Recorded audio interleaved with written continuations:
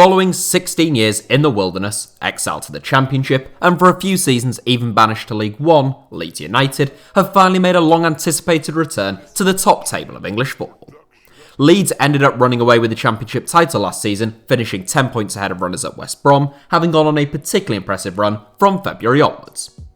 Between the length of time it has been since Leeds were last in the Premier League and their maverick boss Marcelo Bielsa, there is now plenty of interest in the happenings going on at Elland Road, and plenty of speculation as to how they will perform this season, with their campaign set to kick off this afternoon against Liverpool. I've seen some people, admittedly mostly Leeds fans, stating that there is literally no chance of Leeds getting relegated this season.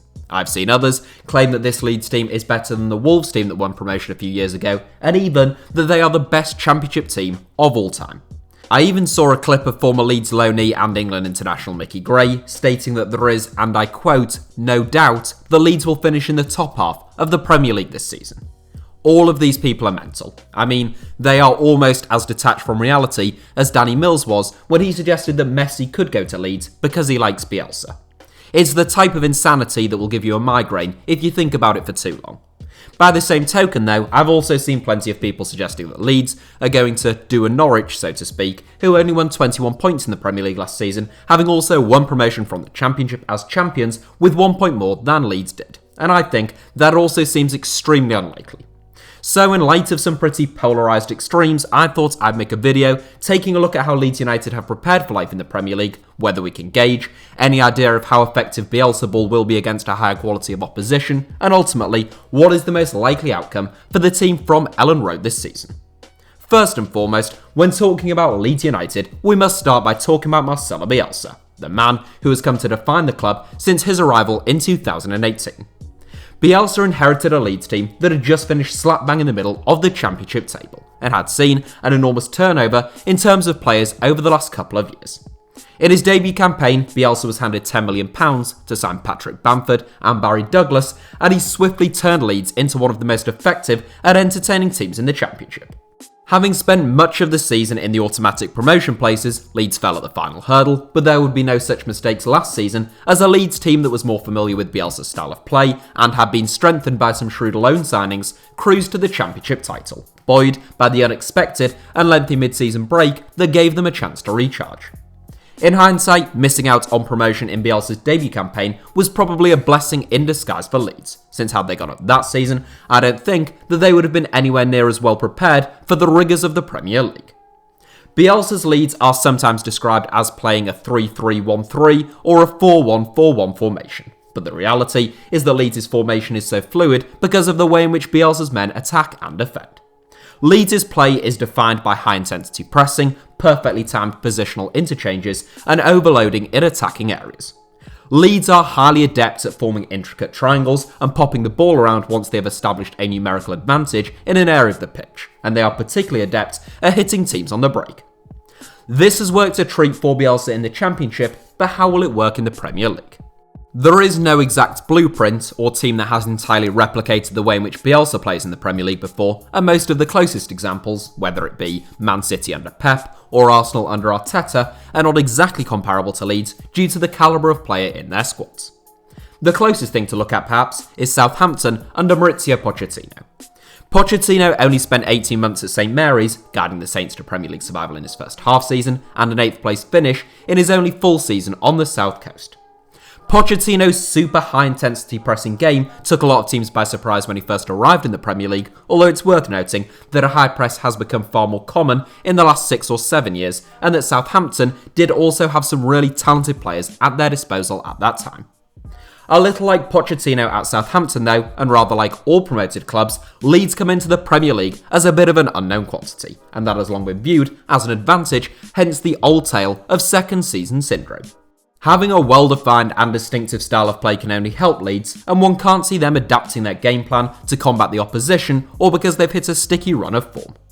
One potential pitfall for Leeds may well be against the top teams, whose best players will relish the opportunity to come up against such a high press.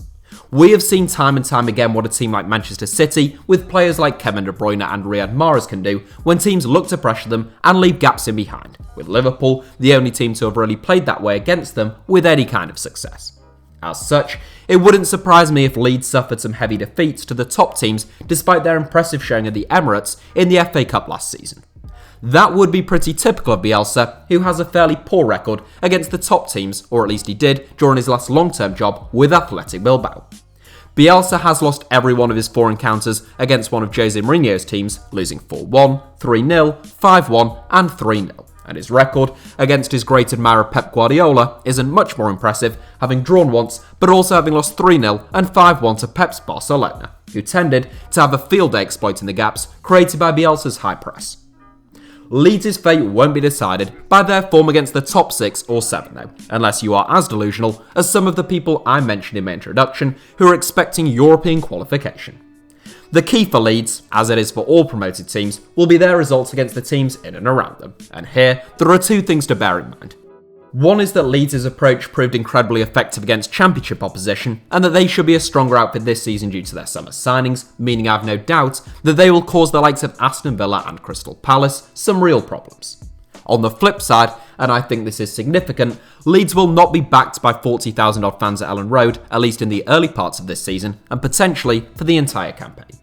Following a 16-year exodus, Elland Road would have been bouncing for Leeds' return to the top flight if fans were allowed into the ground, as are most grounds when a team wins promotion.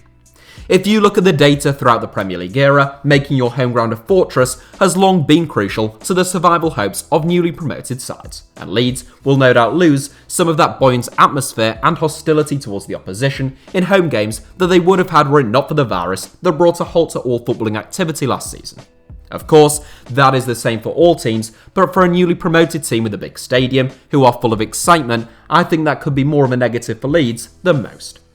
Whilst Leeds have some talented individuals, they are very much a team in which the whole is greater than the sum of its parts.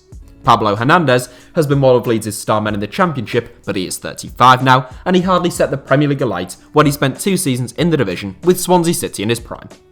I suspect he will play more of a cameo role next season. Meanwhile, I have said on a couple of occasions that I think Helder Costa is capable of making the jump up to Premier League football and excelling. He'll need to, as will Jack Harrison, because Leeds are going to need goals from right across the park. Marcelo Bielsa's marquee signing this summer is Rodrigo, who is a brilliant all-round centre-forward with the speed, energy and intelligence to flourish in this Leeds United side. However, the Spanish international is very much an upgraded version of Patrick Bamford. He is not especially prolific, he scored only 4 La Liga goals last season, following 8 in the previous campaign, and it's not entirely unlikely that he will fail to hit double figures once again in the league this season.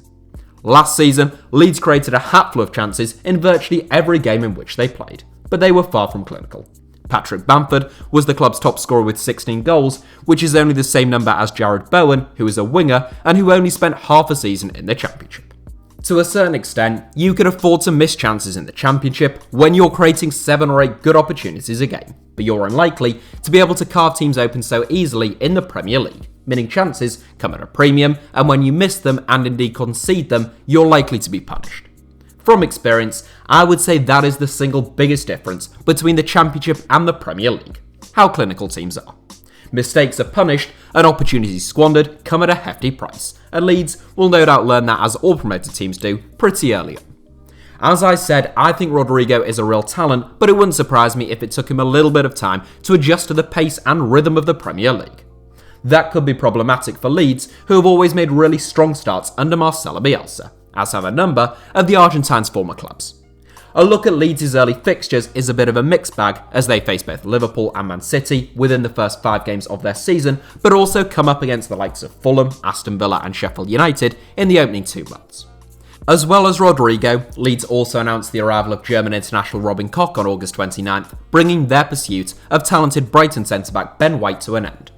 White was magisterial for Leeds at centre-back last season, so Koch will have big boots to fill, but his rise over the last few years has been superb.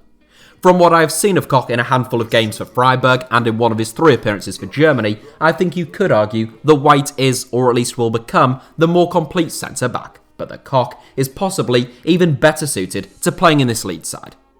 He is confident, well-disciplined and extremely versatile, capable of playing in holding or central midfield, as well as a centre-back. Koch will play as a centre-back for Bielsa, but he'll have no hesitation about striding out into midfield and looking to take a player out of the game.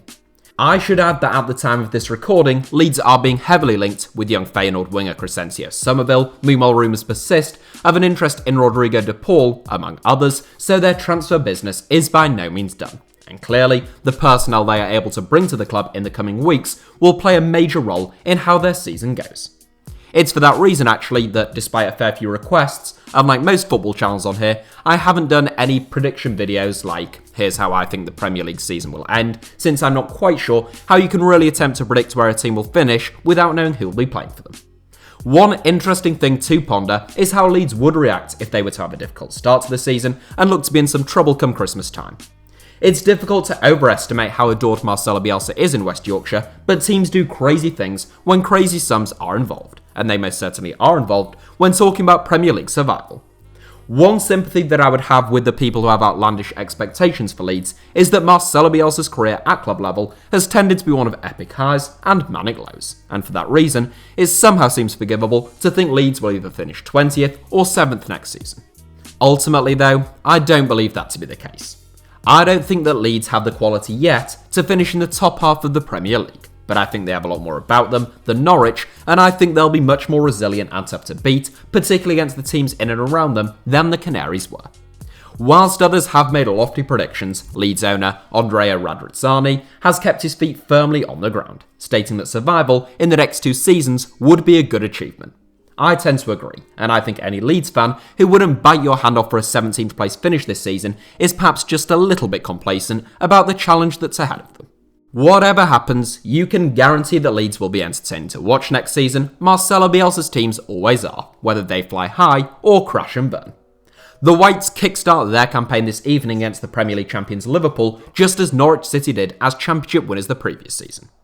A Leeds win or heavy defeat will only likely fan the flames of the extremes in terms of people's predictions, but regardless of tonight's result, there's an awfully long way to go. I'm not in the business of making predictions, as I've already said, but if you held a gun to my head, I think Leeds will probably finish between 15th and 17th place this season, which would represent a very decent campaign. As ever, there's a lot more I could talk about with regards to Leeds, from the fact that they should benefit from having 8 fewer games in the Premier League than in the Championship, given the high demands Marcelo Bielsa puts on his players, and the running burnout that his teams sometimes suffer, to who will be the club's number 1 next season. But alas, I have to end these videos somewhere, otherwise I'd end up going on forever. I've no doubt the comments section will include people simultaneously claiming that I'm both a Leeds fan or that I'm vehemently biased against the club, but I can assure you that neither is the case. Just as it isn't when people make that claim about every team I've ever talked about on the channel. I just wanted to give some of my views on Leeds' outlook ahead of next season, since I think they're a really interesting team to keep an eye on. Thank you all for watching, do give the video a like if you enjoyed it, and obviously, whether you are a wildly optimistic Leeds fan or a pessimistic supporter of a rival club, let me know how you think Leeds are going to get on this season in the comments. Make sure to subscribe to HITC Sevens if you don't already. Feel free to check out some of the other videos about Liverpool and Chelsea on screen now, and you can also follow me on Twitter or Instagram, where the username is simply @HITC Sevens on both.